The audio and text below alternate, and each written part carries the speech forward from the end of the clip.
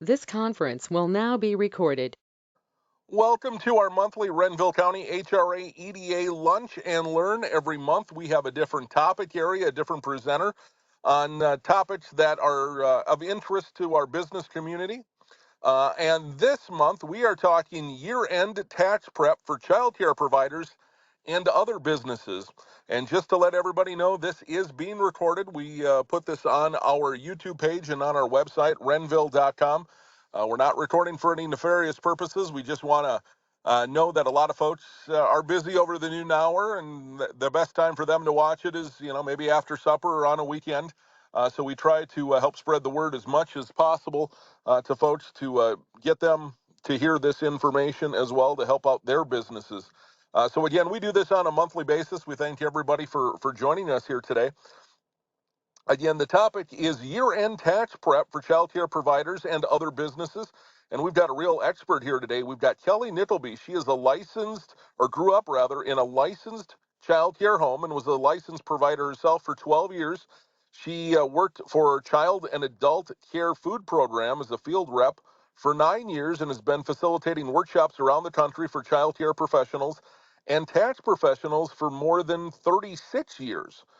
Kelly started Books by Kelly to ensure child care professionals have resources to help them understand tax law as it applies to the child care industry. She is an enrollment agent in EA and serves on the National Board of Directors for the National Association of Tax Professionals and is a past president for the Minnesota chapter of the National Association of Tax Professionals.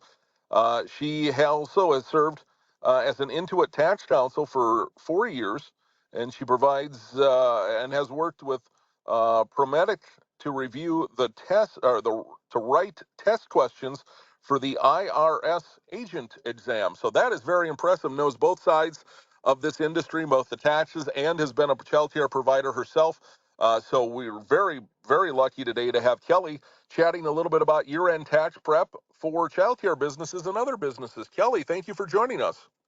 Well, thank you, Jordan. I am going to preface this by saying my screen, I've got three screens, and if you catch me looking to the side, it's not that I'm being distracted, but that's where my other screen is. So if I look like I'm not looking at you, I apologize for that.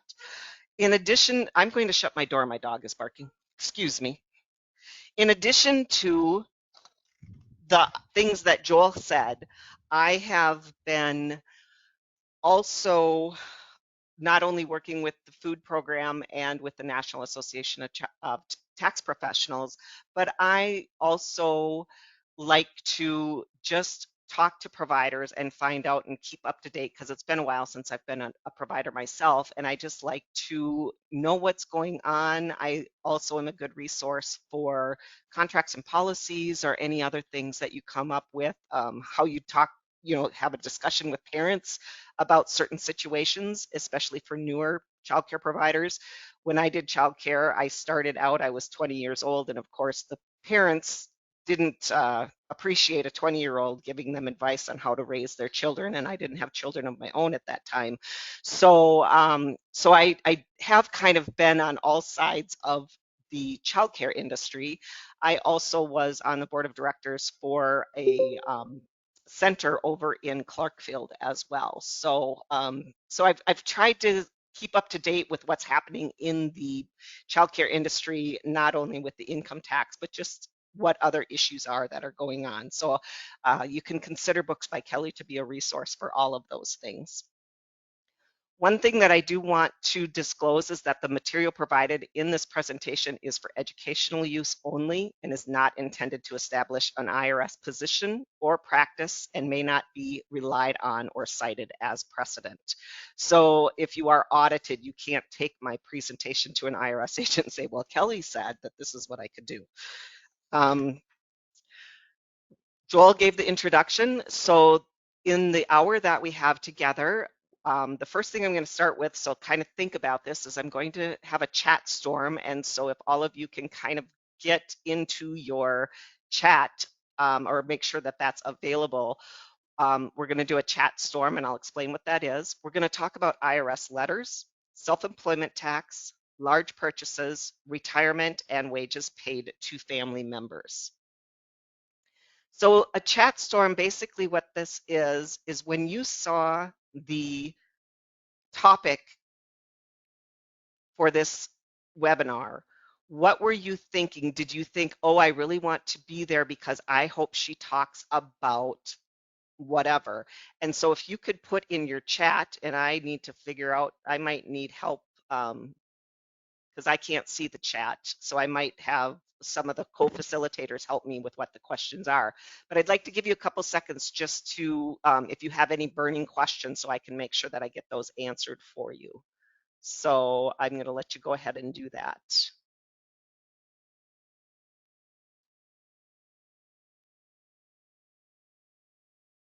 I can see the chat now.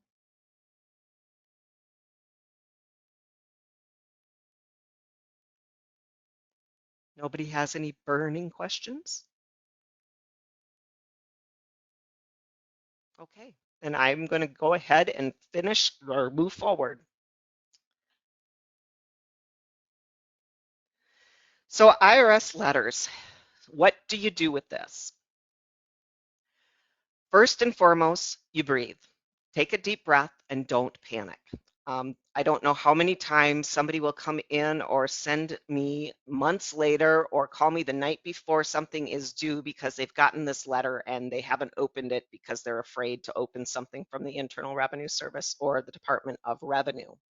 So the next thing you want to do is make sure that you open the letter and read the letter to determine what they're asking or informing you of, and contact the tax professional that prepared your returns. And you want to do this as quickly as possible.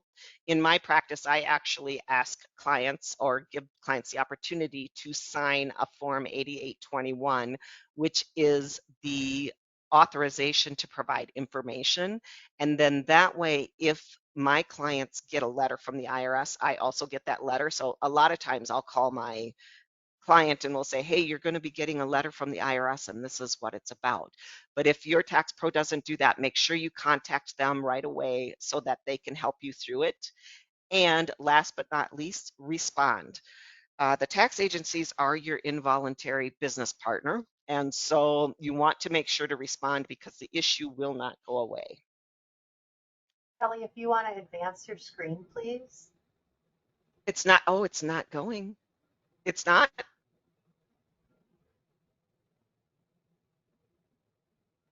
Well, I wonder.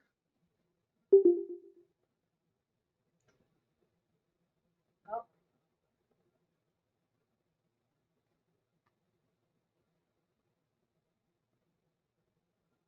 it appears we've lost Kelly.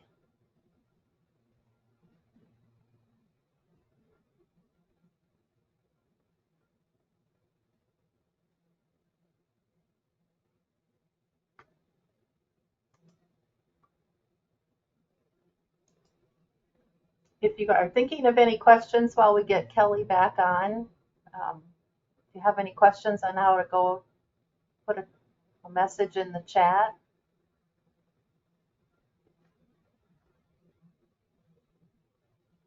This is like the old days on TV. Remember when they had the little slide that they would put up? Sorry, we're experiencing technical difficulties. So I'm guessing she's rebooting. It sounded like her computer was a little stuck, so please stand by.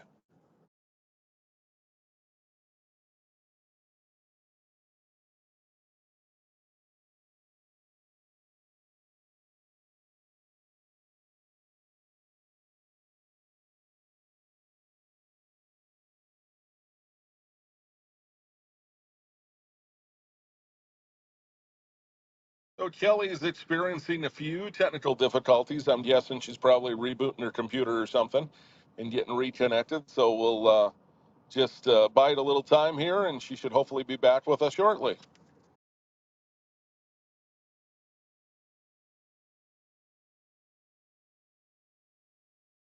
So Kelly should be joining us shortly. Maybe for a brief intermission, Joel, would you like to sing us on?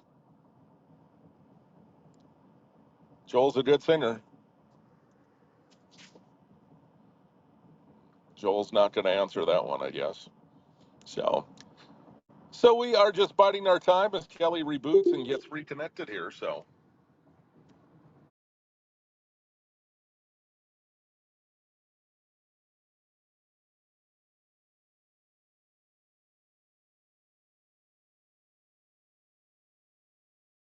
So if you are just joining us, we're having a little bit of technical difficulty. Kelly got disconnected, our speaker. So she, I'm assuming, is rebooting her computer and getting reconnected. So hopefully we will have her on here in a moment. Can you hear So me now? we can hear you now. Okay, so now I need to make sure that I get back to my PowerPoint, which I closed because I had absolutely no idea why I all of a sudden disappeared. So I thought I'll close everything and figure it out.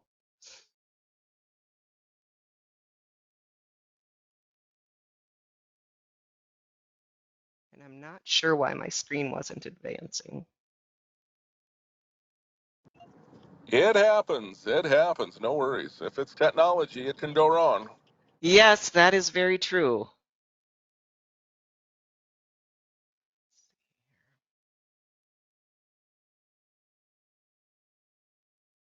Get back to where I was, maybe.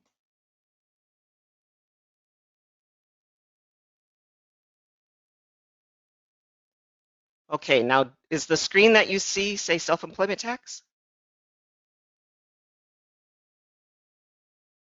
I don't show that you're sharing your screen, Kelly, Okay, let me try this again.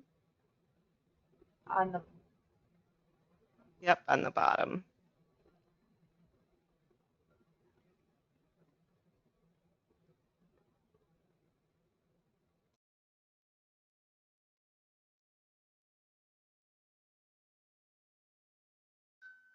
But it's not if I share what's there. A second here.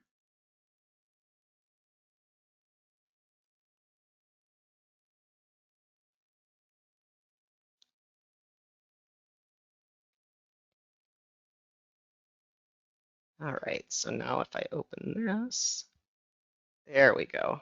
Make it bigger.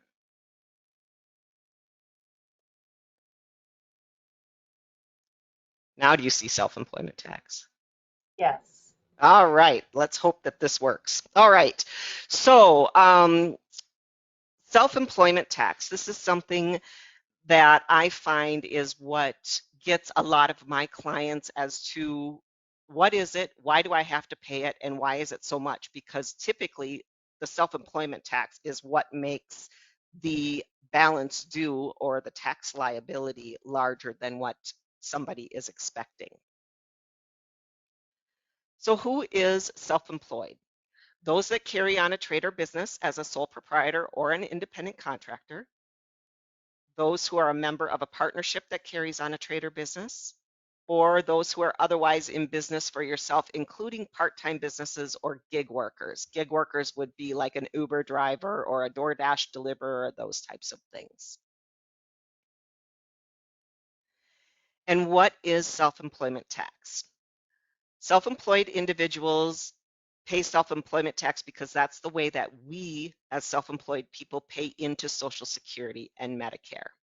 And it's similar to Social Security and Medicare taxes that are withheld from the pay from most wage earners. So those that get a W-2, if you look at their pay stub, you'll see that there's Social Security and Medicare taxes that are withheld. So in general, the wording self-employment tax refers just to Social Security and Medicare taxes and not any other tax like income tax. So the way that self-employment tax is calculated is it's calculated on the net profit of the business, and that net profit is calculated by subtracting the business expenses from your business income. And if the expenses are less than your income, the difference is that net profit. And you are required to file an income tax return if net earnings from self-employment are $400 or more. And that does differ if you are not self-employed. You wouldn't have to file a tax return until you hit about $14,000. So a lot of people that are self-employed have a misconception or misunderstanding that they have not met that filing threshold that the general population has to file at. But if you're self-employed, if you have a profit of $400 or more, you do have to file because that's where your self-employment tax starts. So how is this calculated? And this is in addition, again, to income tax. So let's say, for example, Katie's gross revenue or her business income is $40,000 and her business expenses are $25,000. So if you subtract the 25 from the 4,000, her net self-employment tax is $15,000. So self-employment tax is calculated again to match that Social Security and Medicare tax. And so the first thing we do is we're going to take that net income of $15,000 and multiply it times 92.35%. And that gives us the number that is actually subject to the self-employment tax. Then the next step, so that amount would be the $13,852.50. The next step to calculate how much you owe in Social Security tax is to multiply the amount in step 1 by 12.4%, and that will give you the Social Security part of the self-employment tax. So that's $1,700 and some change. And then the next step is to, again, for Medicare, that is 2.9%, and you're going to multiply that times the 13,000, and that leaves you with $401. And so the total is that 2,119. Again, this is in addition to any income tax. So if somebody has that net profit of 15,000, not only will they pay this self-employment tax, this $2,100 in self-employment tax, but you also pay, depending on your tax bracket, 10, 15, or 22% of that 15,000. Plus then you have your Minnesota revenue. So why do we have to do this? If again, I go back to matching the Social Security and Medicare that's withheld. And what happens is the Social Security withholding, if you're working for somebody, they withhold 6.2% for Social Security, but then as an employer, they have to match that. And so that's where the 12.4 comes from, because they withhold 6.2 and they have to match that 6.2. But when you're self-employed, you're both employer and employee, so you're going to pay the full 12.4%. And then the same is true with the Medicare. That's 1.45% that they withhold, and then the employer has to match it. And again, you are paying both sides of this.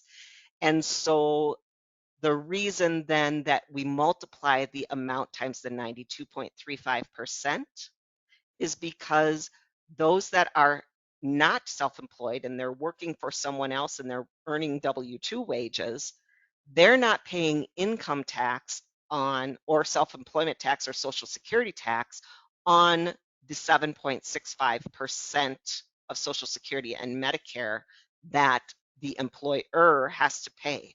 And so therefore, if you take 100 minus 7.65%, that's where that 92.35% came from. Anybody have any questions on that? And I'm not even going to try to look at chat again because that's what messed us up last time. So I'll need somebody to tell me what's in chat if there's questions. Okay. So then the next thing we want to talk about is depreciation. And a lot of times clients will call me this time of year and say, what can I buy? What do I do to make my taxes less? And this is year-end tax planning for small businesses, but in all honesty, you don't want to just spend money just to spend money. What we're looking at is ways to lower your tax liability in ways that make sense. So depreciation is an annual deduction that allows the taxpayer to recover the cost of a certain property over a specific number of years. And it's generally required for property that has a useful life of more than 1 year. So where does the planning come in with this? Well, the first thing is if you do happen to realize that you've missed some depreciation, there's a few things that you can do. First thing you can do is to do nothing. The second would be to file a Form 3115, and that would be something that I would not recommend that you do on your own, but you get professional help. It's like a 15-page document. But basically what it does is it tells the IRS that you've missed some depreciation, and so therefore you want to recover that depreciation. You can also amend your return, and you could start the depreciation in the current year. So there are options if, as we're talking through this, you think, man, I have not depreciated things. And where the tax planning comes in are with these special depreciation rules. There is just your regular depreciation, which I outlined in the previous slide, that basically if you spend money on something that's going to last more than a year, so let's say, for example, a childcare provider purchases a new refrigerator, that's something that's going to last for longer than a year. That childcare provider can either depreciate that refrigerator over a 7-year period, so they would just get a certain percentage of the amount spent over 7 years, or there's the $25,000 or $2,500 rule, and that is Treasury Regulation Code Section 1.263A-1F. And what that tells you is that you can elect to apply a de minimis safe harbor election for items up to $2,500. So if we go back to this refrigerator, and this refrigerator was a $2,000 refrigerator, you would be able to make the election using this code section to deduct it all in 1 year instead of having to deduct that over 7 years. The other option, or another option that you have with depreciation, is bonus depreciation. And the bonus depreciation for 2024 is 60% for certain qualified properties. The problem with the bonus depreciation is the IRS says, yes, you can take 60%. So again, if you had that $2,000 refrigerator, 60% of it, I'm not going to do it in my head, 60% is $1,200. So you would be able to deduct $1,200 in that first year, and then the last $800 would have to be depreciated over the 7 years, but it's a bonus depreciation. State of Minnesota, however, says that while the federal allows you to deduct it that way, state of Minnesota says you cannot. And so what we do is you'd have to add back 80% of the amount depreciated, of that bonus depreciation. So you'd have to add back 80% of the $1,200, which would be a $960 add back to your income for Minnesota. But then for the next 4 years, you would get to deduct 25% of the other $800, or $200 would be subtracted from your income for the next 4 years. Then the last option is Section 179. And Section 179 is a good planning tool, but it really depends on the industry that you're in. If you are in childcare, Section 179 is not typically a good choice, because Section 179 says that the property has to be used at least 50% of the time in business. And most items that are shared in a childcare home are deducted based on the time space percentage, or the amount of hours that are worked in the childcare home. And typically that is not over 50%, so you don't qualify for that Section 179. But other businesses, I've used it in my business for computers and office furniture, those types of things. And what it says is that as long as it's used more than 50% in your business, you can take it all in 1 year. However, there is another thing to keep track of, is if it ever falls below that 50%, you do have to recapture, or in other words, pay back that depreciation. So Section 179 is kind of a scary thing depending on your business structure and how you're using that particular property. The total amount that a taxpayer can deduct under Section 179 is the lesser of $1,160,000, or the amount of the taxpayer's business income. So if your gross revenues are only $100,000, you cannot deduct $1 million. And like I said, you do have to recapture 179 in any year that you would fall below that 50% business use.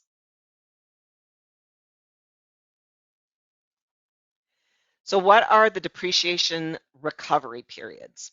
So for a vehicle, unless you're using one of the special options that we just talked about, a vehicle is depreciated over 5 years. Personal property, there it depends. If it's office equipment, it's 5 years, but if it's other personal property, such as a refrigerator or a desk or furniture or anything like that, it's going to be 7 years. And then the other thing I put under here is for inventory, and this is for people that are first starting out their business. If you have personal property that was, just as it says, personal, that has been converted to business property. Again, an example would be a childcare provider that is in her first year of providing care in her home, but she already had a refrigerator and a stove and a microwave and a dishwasher and all of those types of things.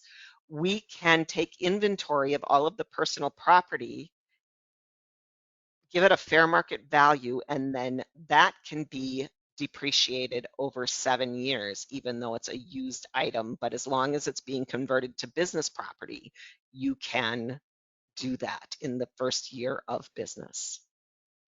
Then land improvements must be depreciated over 15 years. And if you are working out of your home and you have business use of the home and you meet those regulations to deduct the business use of the home. If you have any home improvements, you depreciate those over 39 years, and you also want to depreciate your home over 39 years. Do keep in mind there are people, especially for childcare providers, that tell them, you know, it's not worth it to depreciate your home or your home improvements because it's 39 years and it's really not that much money. First and foremost, it can be that much money. It can be anywhere from $1,000 to $1,500 a year depreciating a home. And the law says that if you have allowed or allowable depreciation, when you sell your home, you must pay a recapture tax on that. And so again, it's allowed or allowable, meaning that if you were able to take the depreciation and you did not, the Internal Revenue Service would determine how much you could have taken and charge you recapture tax on that depreciation. So if you are working out of your home and you do qualify for that business use of the home, make sure that your tax professional is depreciating your home. Any questions on the depreciation?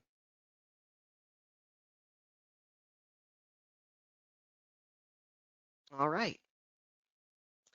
The next thing that I like to talk to people about at year end of ways that they can help their tax return is through retirement contributions.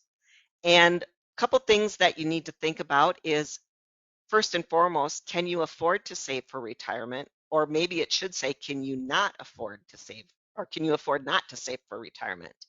And then also, we're going to be looking at different IRA plans. So can you afford saving for retirement? And basically what this slide is saying is that, you know, I do understand that many self-employed individuals have low income, which makes it harder to accumulate substantial savings.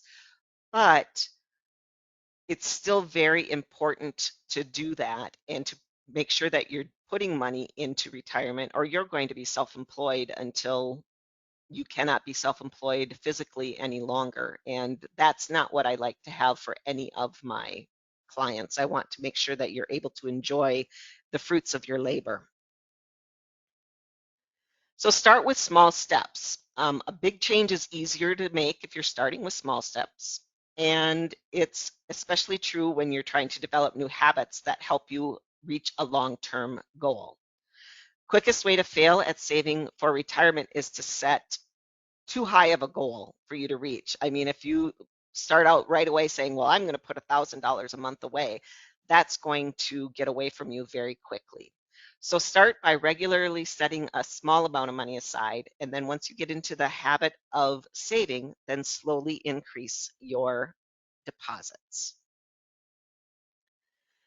So how do you turn small money into big money?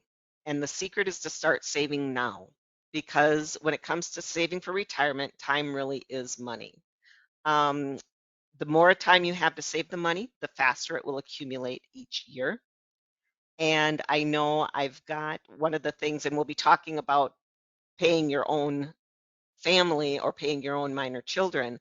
But one of the things that my son did is he started working for me in my tax office, started small, doing some shredding, doing some cleaning, emptying waste paper baskets, those kinds of things. And then as a teenager, he did some scanning and things. And then as an adult, he actually learned how to do income taxes and did some work for me there. He no longer works for me. He decided taxes weren't his thing.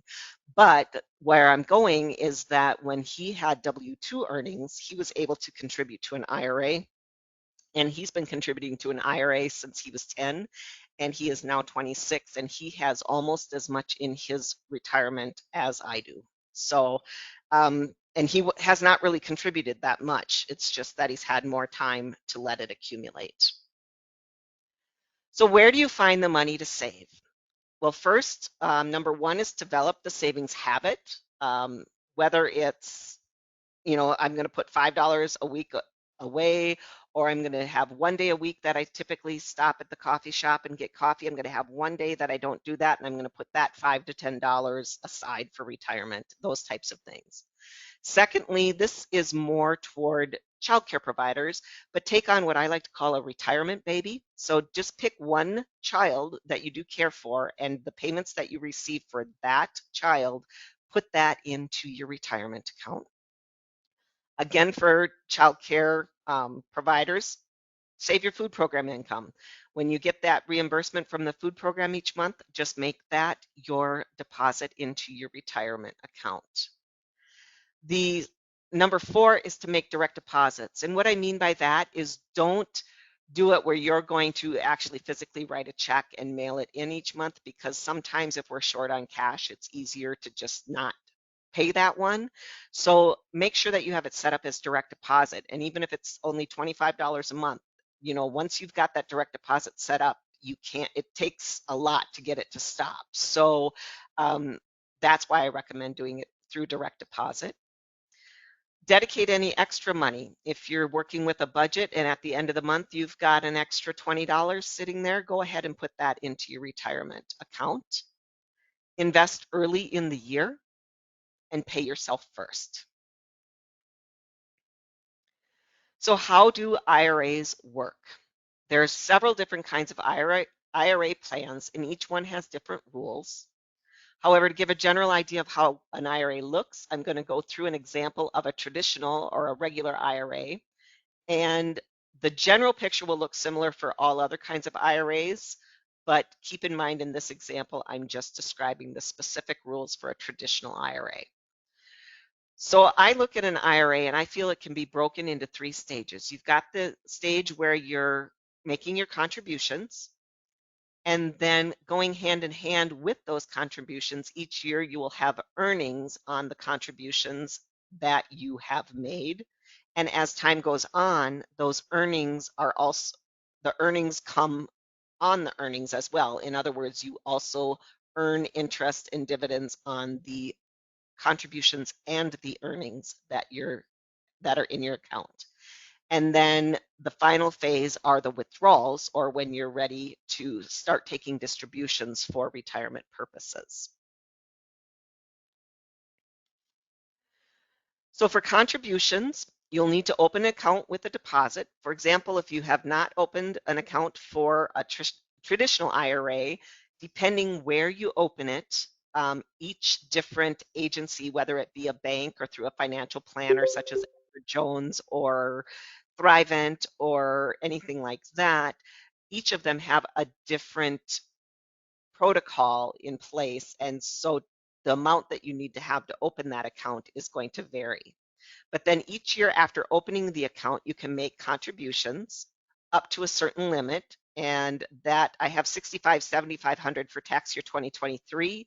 And I should have changed it. It is $7,000 or $8,000 for the tax year 2024. And the $7,000 is for anybody that is under the age of 50, and the 8,000 is for those 50 and older.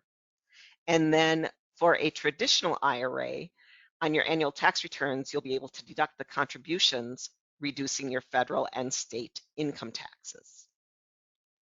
The amount of your savings depends on your contributions and your tax bracket. So for example, if you contributed $2,000 to your IRA and you were in the 22% tax bracket, you'll have a tax savings of $440 that year. And then earnings, since you're investing for the long term, you leave your money in the investment account for years. If it all goes well, your money will grow significantly.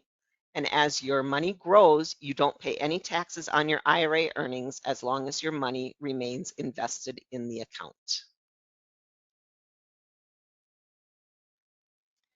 And then for withdrawals and distributions, after you retire, you start to withdraw funds from your investment account to pay for your living expenses. And each time you make a withdrawal, your investment company sends you a form that shows the amount of contributions and earnings included in that withdrawal. And then when you file your tax return for the year, you report the total contributions and earnings that you withdrew, and then you pay tax on it when you take the distribution. And again, this is for a traditional IRA. There are certain age limitations for withdrawing your money. As a general rule, you have to pay a penalty if you withdraw money from your IRA before you reach the age of 59 and a half. And there are some exceptions, and those you would have to, if you're going to withdraw money from a retirement account before age 59 and a half, please consult your tax advisor so that you know what you're going to be up against and don't have any surprises at the end of the year.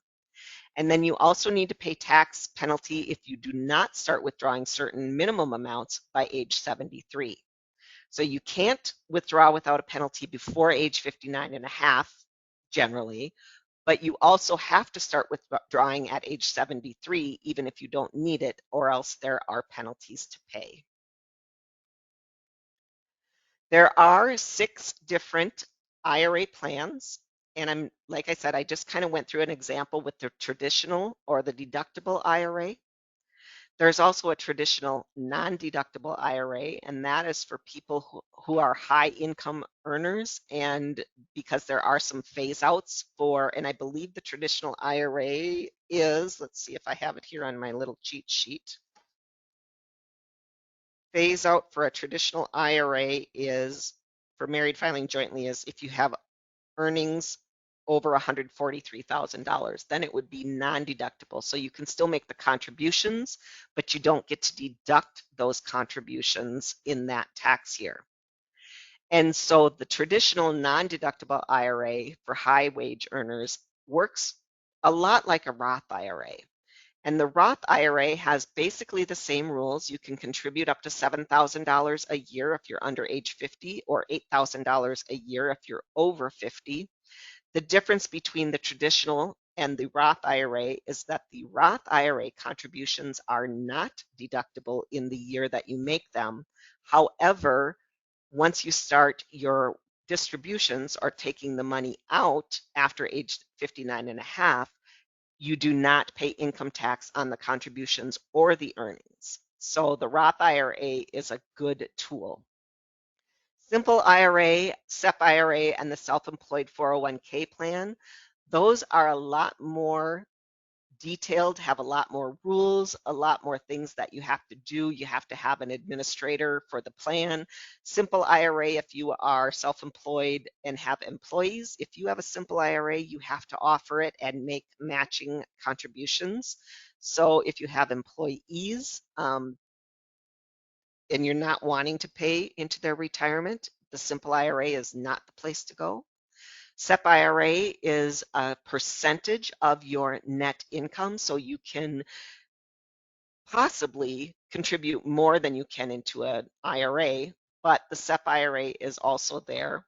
And then the self-employed 401k plan, that is something that I personally, from a tax standpoint, do not recommend unless you've got several $1,000s that you're going to be able to contribute each year. So if you do not have a retirement plan in place, one of the things that I do recommend is that to either open a traditional or a Roth, or you can open both. You still only can do $7,000, but you could put 2,000 in a traditional and 5,000 into a Roth, or vice versa. But start there, and if you are not able to consistently annually max those out, so if you cannot consistently put in that $7,000 or $8,000, then there's no reason to move to the simple IRA or the SEP IRA or the self-employed 401k. And again, these are things I can certainly help you with the tax ramifications of each of these plans, and your tax professional could help you with that.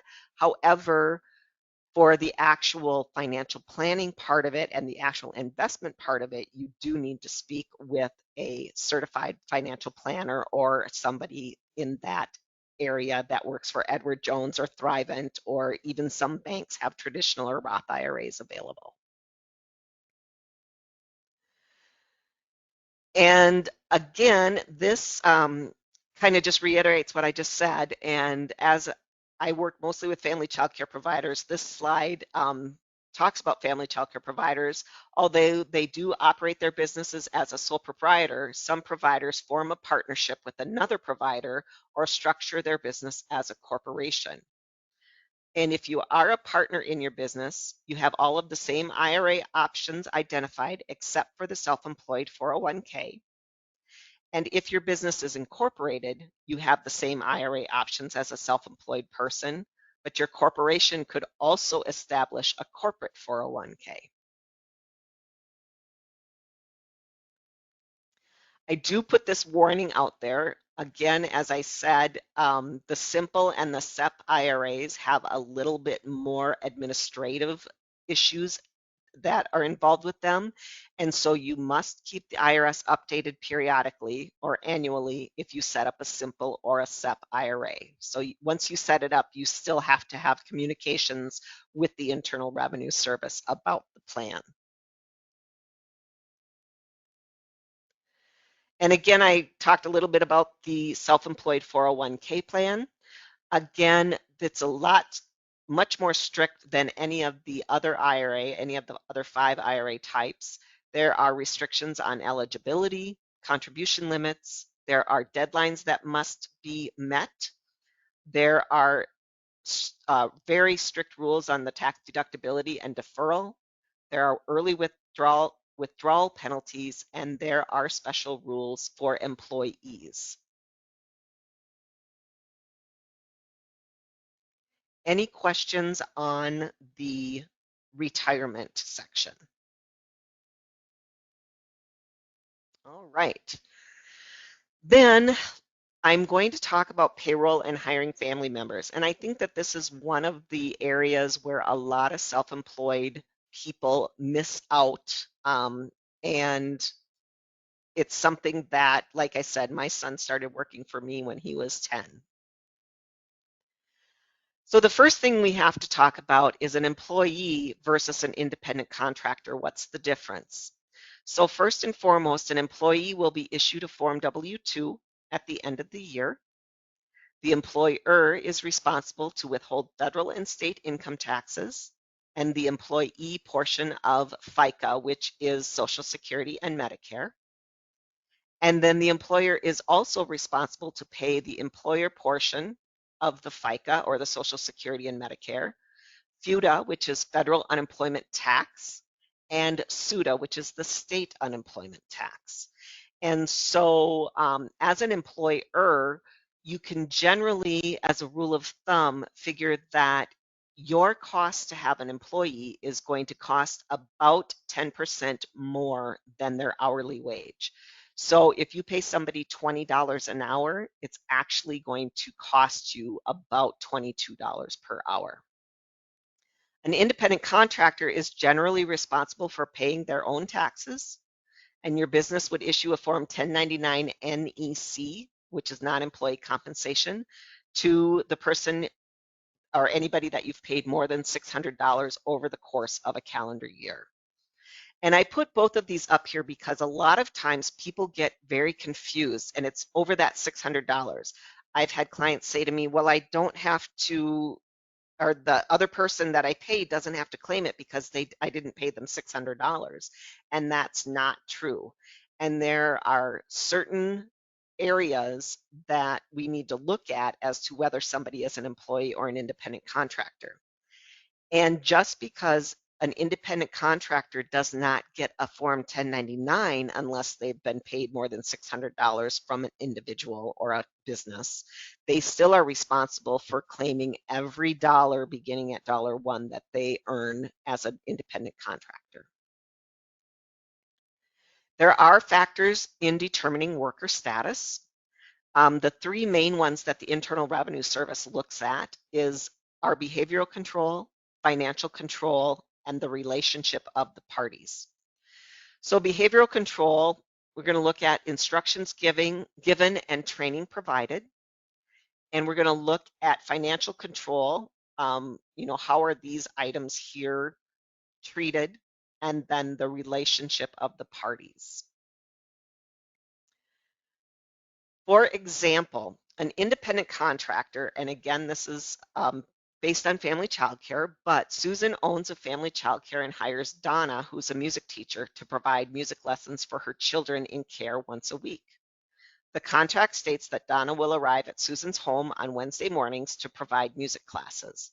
In exchange, Susan agrees to pay Donna $100 for this service each week. Donna supplies her own instruments and curriculum. Donna decides what time to schedule the service and how long each session will last. Susan does not supervise Donna in her task, nor does she dictate how they're done. So Donna is an independent contractor. An employee, this is Ginny owns Ginny's Gems Family Childcare. Ginny employs Shar to perform services for her business. She pays Shar a fixed wage and withholds income taxes, FICA, and various benefits and remits those withholdings to the appropriate government agencies. In addition, Ginny provides Shar with the tools and equipment needed to perform her work. She instructs her how to do the work and has the right to supervise her while she's doing her work. So Shar is an employee. So what happens if somebody's worker status is incorrect? Now I lost my train of thought. I'm sorry. Incorrect treatment of employees versus independent contractors. You need to agree with the way the business has classified the worker. And this is the person receiving the monies. That's where I was going with this. The person that receives the money. So if I hire somebody to come in and help me in my business,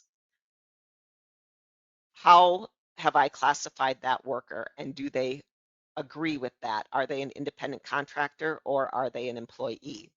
If that person thinks that they should be an employee and I've treated them as an independent contractor, they can file a Form SS-8 and save themselves from having to pay self-employment tax, and then the IRS would come back to the employer and collect those taxes for Social Security and Medicare from the employer.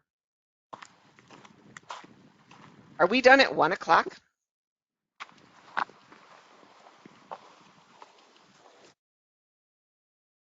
Okay. Yes. Okay, so we've got a couple more minutes. All right, so hiring family members. This is the area where I find that childcare providers and other small business owners miss out. We're going to be talking about whether or not you should hire your own minor child and or your spouse. If you are going to hire your family members, you want to make sure that you prepare a job description and have a written agreement between you and your family member.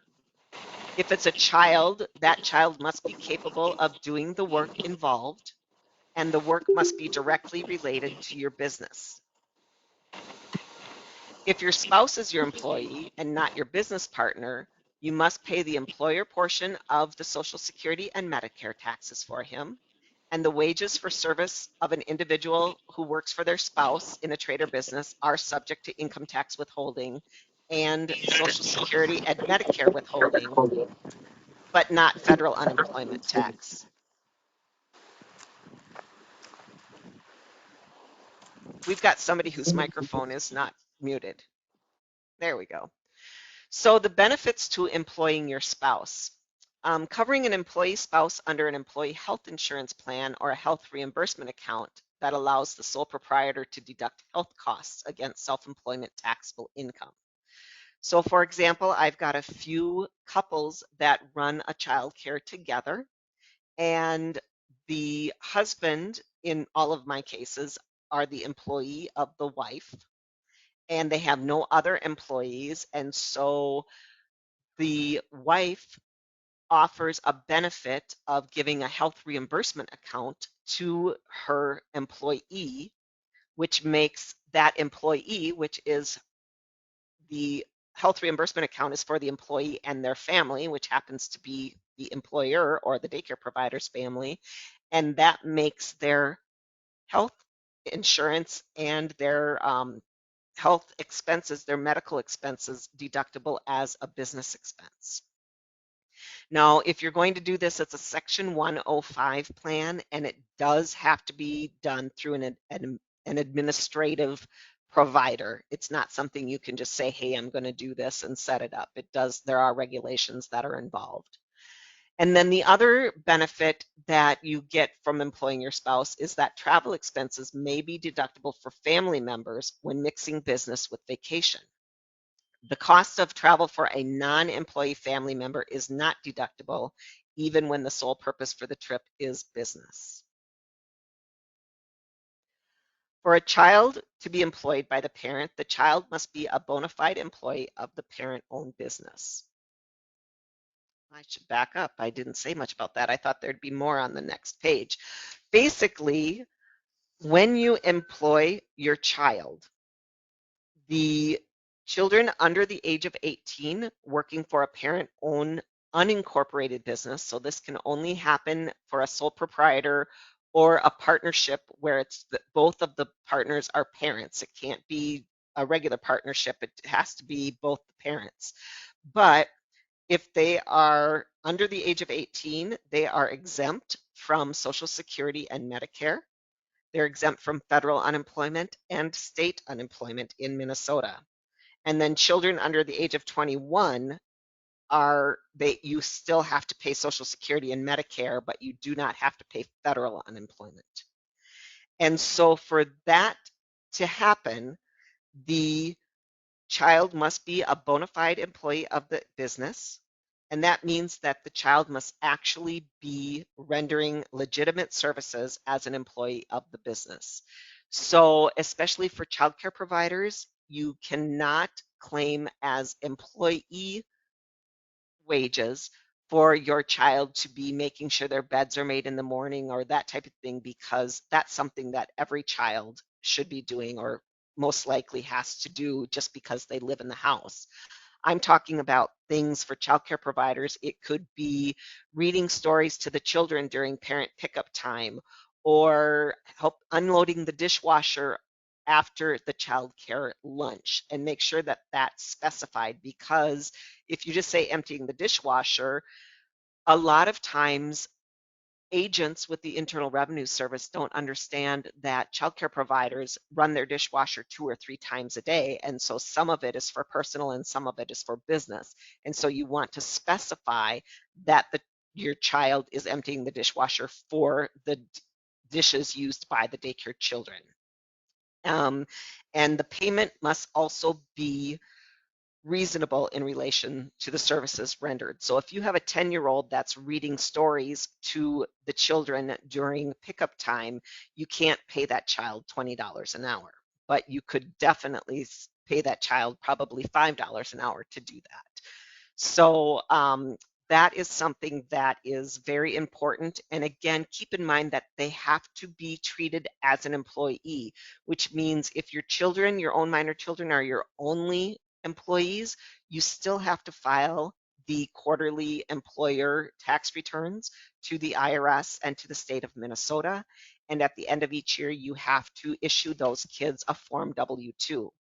Now, when somebody is earning wages for 2024, the filing requirement is at $14,600. So if you pay your minor child $2,500 over the course of the year to work for you, then they'll still get a W-2, but they do not have to file an income tax return because it's under that $14,000 threshold. And then, as I said, and I alluded to earlier, if you hire your spouse or your child to work in your business, you may want to establish an IRA to provide tax benefits for that family member's own retirement plan. And although you can set it up as a simple or a SEP IRA, there's less paperwork involved if you set up as a traditional or a Roth IRA. So for example, we've got 5 minutes. For example, you pay your daughter Maggie $4,000 a year to work in your business, and you want to contribute some or all of the $4,000 to an IRA for her retirement. First thing, option 1, set up a traditional IRA for Maggie. She earns less than, in 2023, it was $13,850 in wages. So she has no federal income tax due and there's no deduction for IRA contributions. But she can still defer taxes on the earnings over the years. Or option 2, set up a Roth IRA for Maggie. Withdraw money for retirement without paying taxes on any of the contributions or earnings. And this is typically the best choice for a child because the advantages of a Roth IRA over a traditional IRA accumulates over time. So for an example, the summary of the example is under either option, Maggie would be able to withdraw the money from her account before she reaches age 59 and a half without penalty for certain conditions. She could use the money to pay for a down payment on her first home or with a Roth IRA for her higher education expenses. So that can be used for college. If you establish a simpler SEP IRA for yourself and then hire your spouse or your child, you may be required to set up and contribute to the family member's IRA. If you hire your spouse to work in your business and they are eligible for a Roth IRA, then he'll be able to make contributions to his own Roth IRA. So in summary, at Books by Kelly, we believe in giving 110%. By using our 55 plus years of combined experience, we work to make your bookkeeping and tax filing as painless as possible. And we thrive because our market knowledge and we have a great team. And then this is my contact information. And in only a short hour, I threw a lot of information at you in a very short period of time. So best way to reach me is with the email, which is kelly@booksbykelly.com. And if you have any questions, please feel free to reach out. And that is the information I have for you for the day. So thank you very much for attending. Kelly, thank you so much. What a great presentation. Your contact info is on the screen. I guess one Yes. last call. Any questions that somebody might have? And I know this is pretty in-depth, so feel free to reach out to Kelly directly on this. Again, thank you, Kelly, so much, and thank you You're to welcome. all for coming to our Renville County HRA EDA Lunch and Learn.